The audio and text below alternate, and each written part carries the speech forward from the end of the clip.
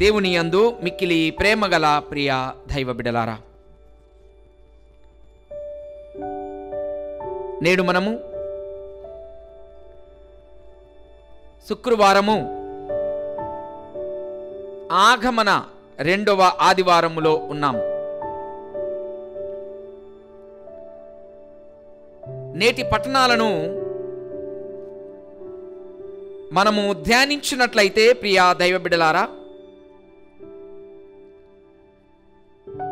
నిజాన్ని సత్యాన్ని తెలుసుకొని జీవించమని ప్రభు మనకు సెలవిస్తూ ఉన్నారు.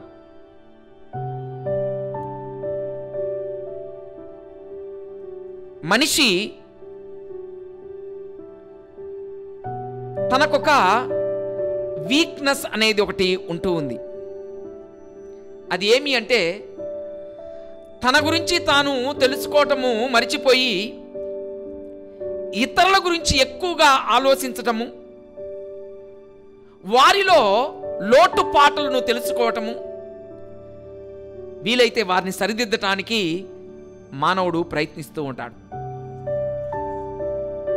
అందుకే మన పెద్దలు పదే పదే చెబుతూ ఉంటారు గురుగుంజ విత్తనము గురించి.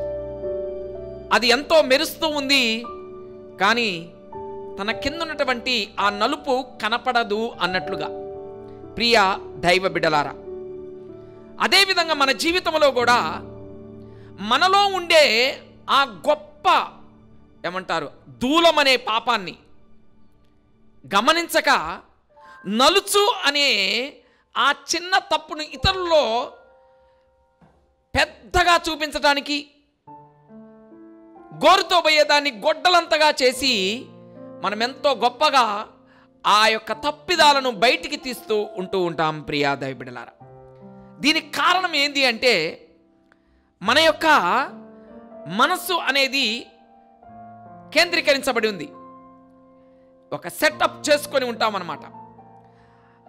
ఆ విధంగా చేసుకోవటం వలన ఎదుటివాడు ఎంత మంచి చేసినా కానీ మనకి తప్పులాగానే ఉంటుంది. మరి ముఖ్యంగా మన శత్రువు అనుకోండి, ఆహా ఇక ఏమి చేసినా అది చాలా చాలా తప్పుగా కనపడుతుంది.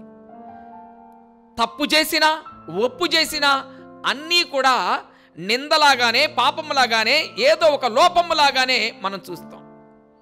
మనం ఎన్నో పర్యాలు మనం చూస్తూ ఉంటాం. ఎవరైనా ఒక మంచి కార్యం చేసినప్పుడో, ఒక మంచి ప్రోగ్రాం ఇచ్చినప్పుడో, ఒక మంచి వాక్యాన్ని బోధించినప్పుడో చాలా బాగుంది అనేవారు, హృదయపూర్వకంగా చెప్పేవాళ్ళు, ఏ కలంకము లేనటువంటి వారు చెబుతుంటారు.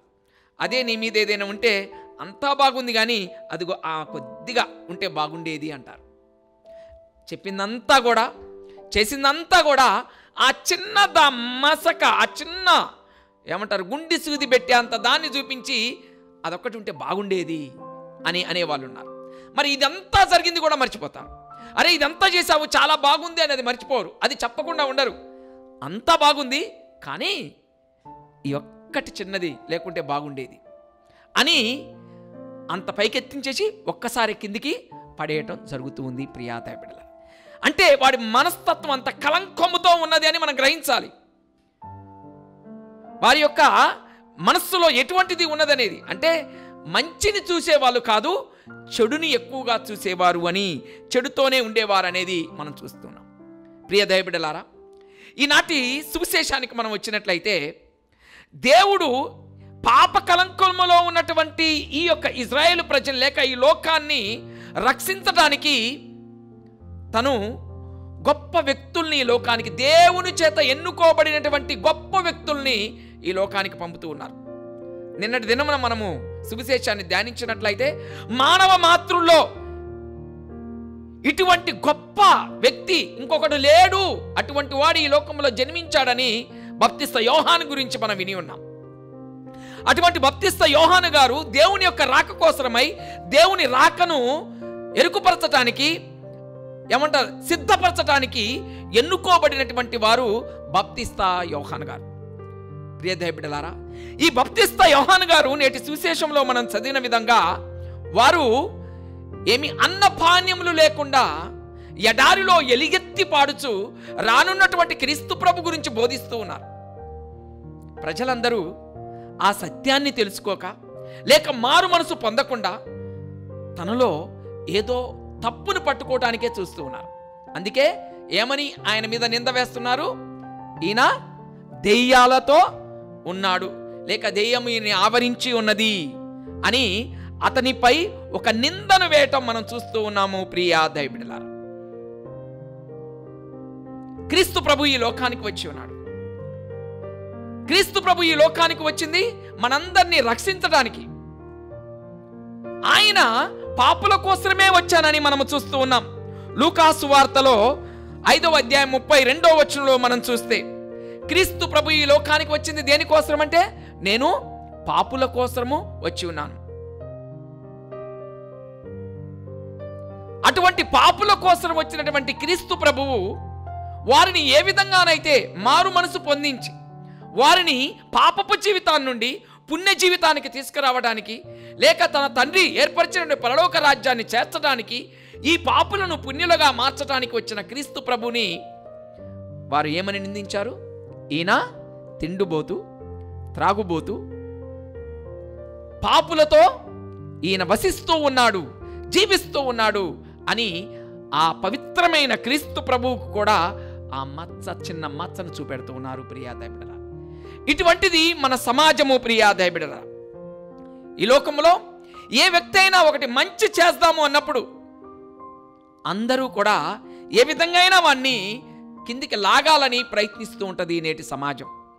ఏ ఒక్కడైనా పైకి వస్తూ ఉంటే సహించలేనటువంటి మనస్తత్వంతో నేటి సమాజంలో ప్రజలు జీవిస్తూ ఉన్నారు. ప్రియా దైవబిడ్డలారా, అందుకే ఈనాడు ఈ యొక్క బాప్తిస్మ యోహాను గురించైనా కానీ, క్రీస్తు ప్రభు గురించైనా మనం ధ్యానించే ముందు, నీవు నమ్మిన దానిని, నువ్వు విశ్వసించిన దానిని, అది మంచి అయితే, అది ఒకరికి మంచి చేస్తుంది అని నీవు గ్రహిస్తే, నీవు విశ్వసిస్తే, వెంటనే ఆగకుండా ఆ మంచిని చేయడానికి మనం ప్రయత్నించాలి. ఎప్పుడైతే ఎవరేమనుకున్నా పర్వాలేదు, ఏదైనా పర్వాలేదు, ఎన్ని నిందలు, ఎన్ని ఆరోపణలు, ఎన్ని కష్టాలు, ఎన్ని ఇబ్బందులు వచ్చినా ఆఖరికి ప్రాణ త్యాగం చేయడానికైనా మనము వెనుకంచ వేయకుండా, నువ్వు అనుకున్న దానిని, నువ్వు విశ్వసించిన దానిని, నువ్వు మంచి అనుకున్న దానిని, పరులకు మంచి జరుగుతున్న దానిని మనం సిద్ధపడాలి, మనం తయారు కావాలి. ఆ సత్యం అనేది తెలిసిన తర్వాత దాన్ని ఎప్పటికీ మనం విడవకూడదు, విడనాడకూడదు. ఆ సత్యాన్ని జయించడానికి మనం జీవితాంతం కూడా ప్రయత్నించాలి. అదే ప్రియ దైవబిడ్డలారా, ఈనాడు బాప్తిస్మ యోహాను గాని, క్రీస్తు ప్రభువు గాని, వారి జీవితాంతము బాప్తిస్మ యోహాను శిరశ్ఛేదనం చేసినా గాని ఆయన నమ్మిన సత్యానికి పాటుబడి ఉన్నాడు. క్రీస్తు ప్రభువు ఈ మనందరినీ రక్షించడానికి కూడా ఆయన ఎన్ని అవమానాలైనా, అవరోధాలైనా భరించి, ఎదురించి సత్యాన్నే గెలిచే విధంగా ఆయన మనందరి కోసము తన ప్రాణాలను అర్పించాడు. ప్రియ దైవబిడ్డలారా, ఈ యొక్క ఆగమన కాలములో దేవుడు మనందరినీ కూడా కోరేది అదే. ఈ యొక్క సత్యాన్ని ఎరిగి నిజమైన దేవుడు మన మధ్యలోనికి వస్తున్నాడని తెలుసుకొని, ఆ దేవుణ్ణి ఆరాధించి, ఆ దేవుని మన హృదయంలోనికి ఆహ్వానించి, నిజమైన వెలుగులో మనం జీవించడానికి, చీకటిని, పాపం అనే దాన్ని మన నుండి త్రోలవేయడానికి మనం ప్రయత్నించాలి. అప్పుడే మనము నిజమైనటువంటి క్రీస్తు జయంతిని మనము చేసుకోగలం. ప్రియ దైవబిడ్డలారా, ఈ యొక్క ఆగమన కాలం అనేది వేచియుండు కాలము, సిద్ధపరచబడినటువంటి కాలము, ప్రత్యేక వరాలను కుమ్మరిస్తున్నటువంటి ఈ కాలము. ఈ కాలములో మనమందరము కూడా మారు మనసు పొంది, హృదయ పరివర్తన పొంది, ఇతరులో ఉన్న తప్పును మనము చూడకుండా మనలో ఉన్నటువంటి లోపాలను కడిగివేయబడడానికి ప్రయత్నించుదాం. మరి ఏ విధంగానైతే బాప్తిస్మ యోహాను గారు మనల్ని తయారు చేయడానికి వచ్చి ఉన్నారో, క్రీస్తు ప్రభు ఏ విధంగానైతే మనల్ని రక్షించడానికి, మనలో వసించడానికి వచ్చి ఉన్నారో, ఆ దేవుణ్ణి మనం విశ్వసించుదాం, మారు మనసు పొందుదాం, హృదయ పరివర్తన పొంది నిత్యమైనటువంటి క్రిస్మస్ వేడుకలను జరుపుకుందాం.